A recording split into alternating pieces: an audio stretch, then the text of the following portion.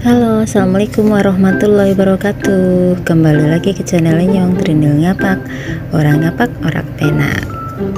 Nah, di video kali ini saya mau sharing cerita lucu ya tentang anak saya yang lagi nangis karena ngajinya salah terus. Jadi dia itu udah ngaji sampai Quran ya guys, dan ternyata dia pas ngaji sampai Quran dia sering salah-salah, dan akhirnya dia disuruh balik lagi ngaji Iqra sama bapaknya. Terus dia nggak mau nyerah, terus dia mau ngaji sampai bener gitu. Jadi dia itu anaknya gini ya guys, dia itu bukan tipe anak yang cepet gampang menyerah. Jadi kalau sesuatu yang dia ingin ingin dia tuju, intinya sesuatu yang dia inginkan dia tuju, kalau belum terlaksana dia tuh selalu berjuang sampai itu didapatkan ya. Seperti halnya ngaji ini ya kan, entah kenapa ya pas hari ini dia ngaji kurang lancar, entah dia kecapean atau kenapa, atau ngantuk nggak gimana ya. Nah, salah terus akhirnya sama bapaknya diledekin suruh balik ke Iqra. Terus dia nggak mau, katanya malu udah Quran balik lagi ke Iqra. Terus ditanya, terus gimana ini salah terus ya? Saya baca sampai bisa gitu. Dia tetap kekeh ya, berjuang ya sampai dia itu pembacaannya benar. Dia tuh nggak nyerah sampai dia tuh nangis. Pas saya telepon ya, dia langsung salto ya, langsung salting. Dia tuh malu kalau kelihatan nangis di depan saya. Dia tuh paling anti ya kalau terlihat nangis cengeng di depan mamanya. Ini nggak tahu kenapa, karena mungkin anak cowok ya, jadi dia nggak mau terlihat lemah di depan ibunya gitu. Dan ini saya bikin saya terharu dan pengen ngakak juga ya guys. Jadi dia itu memaksakan sampai bacaannya itu bener ya. Walaupun bagi dia itu sulit dan terlihat itu matanya kayak ngantuk gitu, kayak maksain. Tapi dia tetap lanjut guys, sampai akhirnya dia bisa membacanya dengan benar, dan dia bisa membuktikan kalau dia itu bisa gitu. Karena dia udah dapet tantangannya dari saya, kalau memang nggak bisa salah terus harus balik ke Iqra gitu. Terus saya tungguin sampai dia itu selesai ngajinya. Tapi alhamdulillah ya, walaupun dia itu serba salah ya, salah tingkah, sampai dia itu lari-lari, sempat ke kamar guling-guling dulu, ngumpet ya, karena dia itu nggak mau kelihatan nangis sama mamanya. Jadi dia itu malu guys.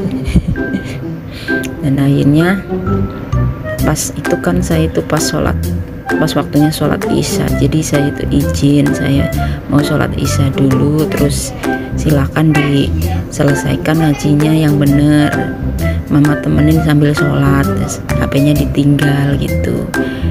Dan itu membuat dia itu makin semangat gitu, karena dia tuh malu kayak grogi gitu guys kalau ditemani sama mamanya. Dia takut salah lagi, terus suruh balik ke Iqra gitu. Tapi ternyata setelah saya tinggal sholat, terus habis selesai sholat dia tuh masih mengaji. Alhamdulillah dia bolak-balik dia baca, akhirnya dia tuh bener bacaannya. Jadi gagal tuh untuk nyuruh dia balik ke Iqra guys.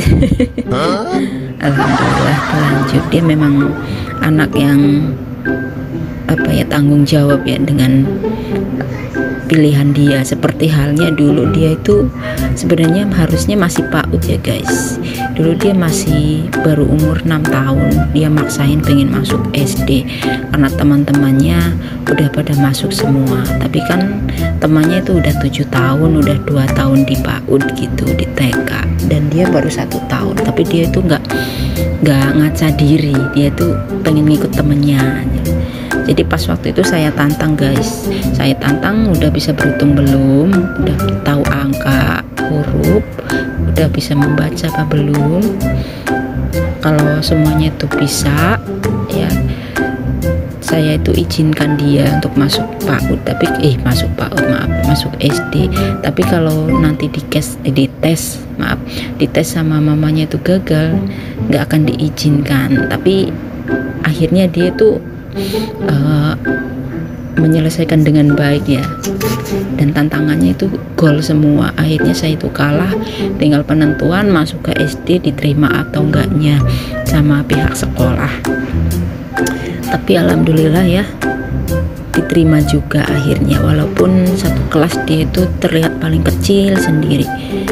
Sampai suatu hari ya, dia tuh mengerjakan tugas dan dia tuh belum bisa secepat temannya. Dia itu kalau nulis nggak mau jelek, katanya pengen rapi.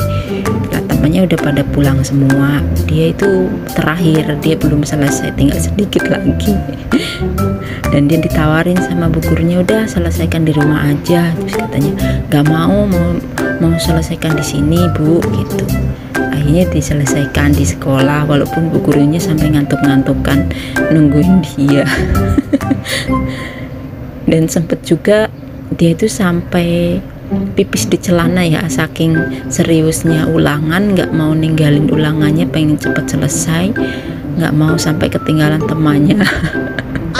Dan itu bikin ngakak juga ya sama gurunya. Terus gurunya pun menawarkan diri, ayo dibersihin dulu celananya, ganti celana itu, pinjem sama siapa itu, tetangga yang dekat sekolah gitu. Terus dia nggak mau, saya pengen dijemput bapak aja, dibersihin di rumah, malu sama bu guru.